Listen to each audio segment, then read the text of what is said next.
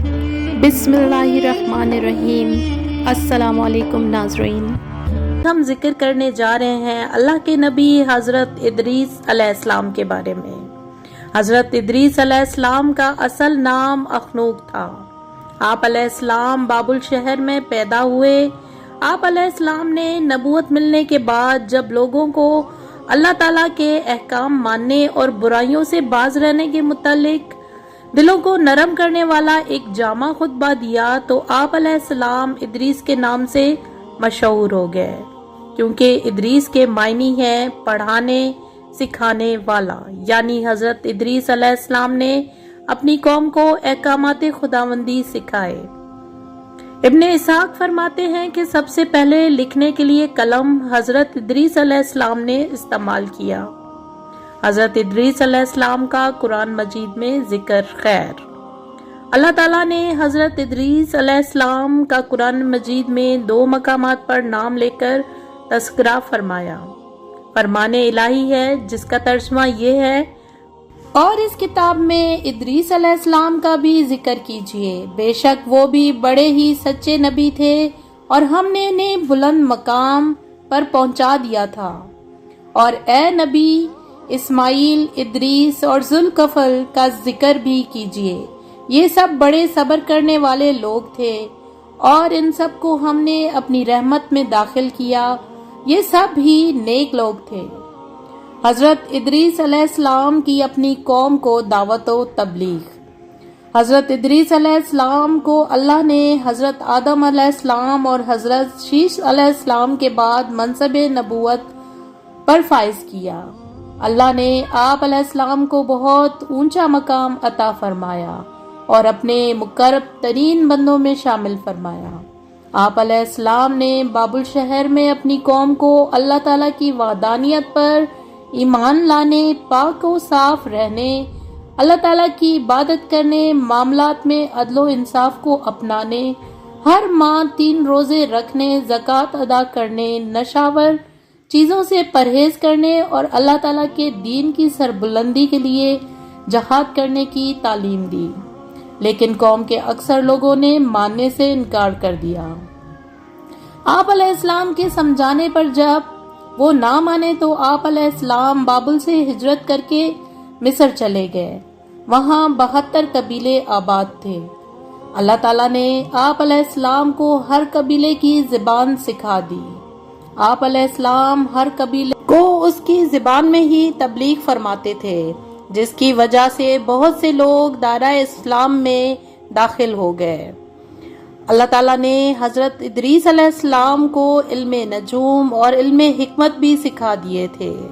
इसलिए आप अलैहिस्सलाम का लक़ब हरमसुल हमसा भी था। हरमस इल्मे नजूम में महारत रखने वाले को कहते हैं। हजरत इदरीस अलैहिस्सलाम अपने ज़माने के बहुत बड़े आबिद थे। आप अलैहिस्सलाम दर्जी का काम किया करते थे और सुई के हर टांके पर सुभान अल्लाह पढ़ा करते थे। हजरत इदरीस अलैहिस्सलाम की महराज की रात आप सल्लल्लाहु अलैहि वसल्लम से मुलाकात।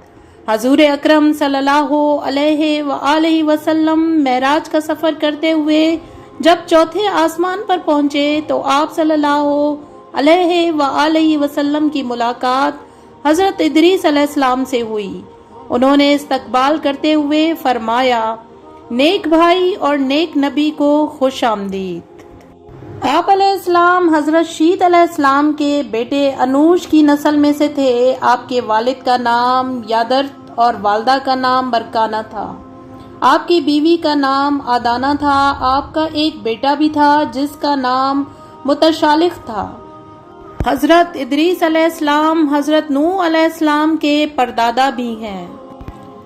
आपकी विलादत इराक के शहर बाबल में हुई। आप हजरत आदम अलैहिस्सलाम के 500 साल बाद इस दुनिया में तशरीफ लाए। आपसे पहले हजरत शीश अलैहिस्सलाम नबूवत के मनसब पर सरफराज थे। नबूवत मिलने से पहले आप शीश अलैहिस्सलाम के दीन को मानते थे। आप अलैहिस्सलाम पर 30 सहीफे नाजिल हुए।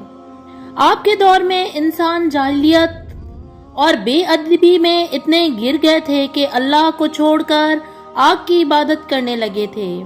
آپ نے دنیا میں آ کر لوگوں کو ہدایت کا راستہ دکھایا اور ادب و علم بھی سکھایا، لیکن آپ کی قوم نے آپ کی ایک نہ سنی اور صرف کچھ لوگ آپ پر ایمان لائے۔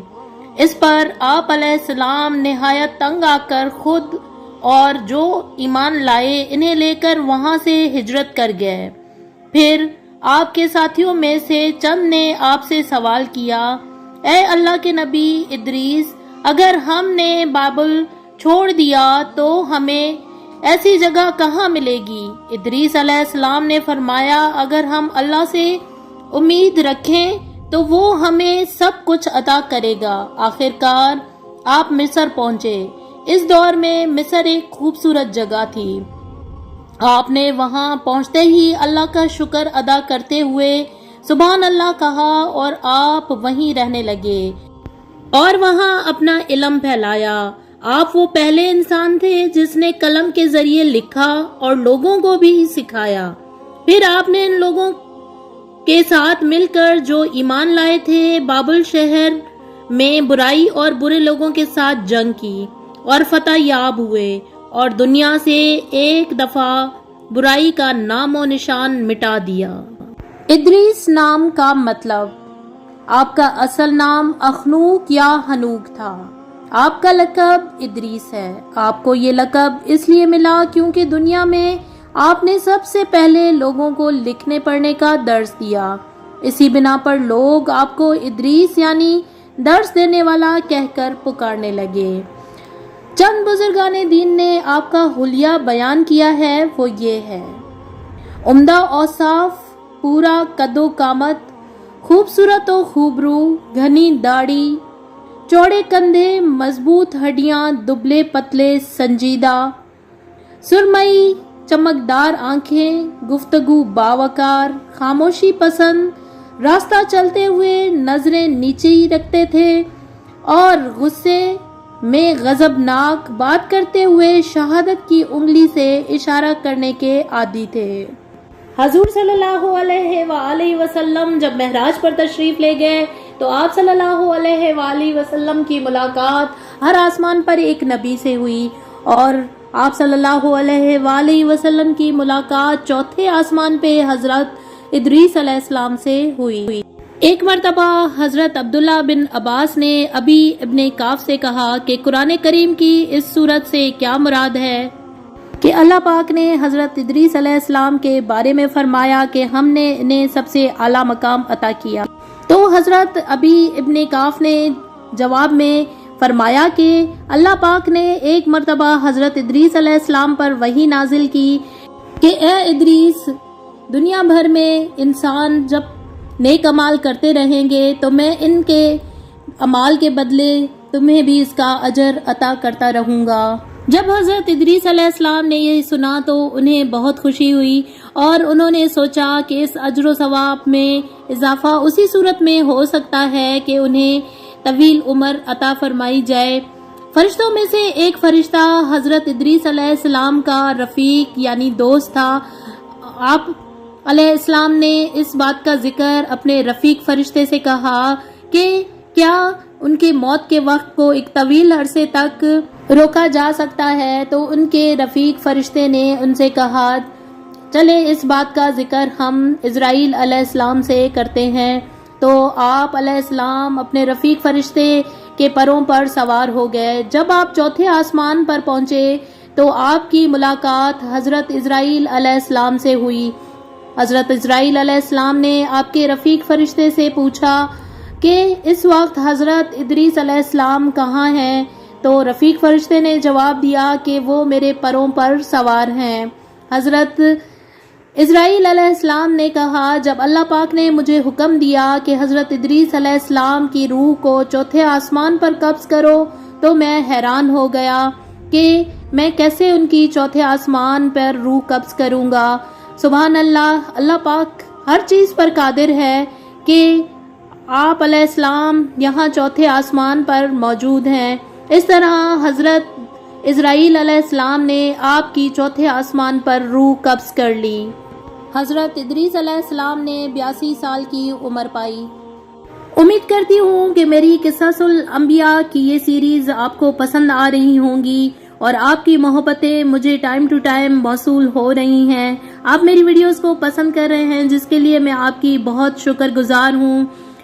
حدیث شریف ہے کہ دین کی باتیں پھیلانا بھی صدقہ جاریہ ہے. امید کرتی ہوں کہ میری ایک چھوٹی سی کاوش آپ لوگ بہت پسند کریں گے، اور اگر آپ کو میری ویڈیوز پسند آ رہی ہیں تو پلیز میرے چینل کو لائک کریں، سبسکرائب کریں. ویڈیو اگر پسند آتی ہے تو فرینڈ اور فیملی ممبرز کے ساتھ شیئر کرنا نہ بھولیے. اسی کے ساتھ مجھے دیجیے اجازت، دعاؤں میں یاد رکھیے گا. اللہ نگہبان، اینڈ تھینکس فار واچنگ.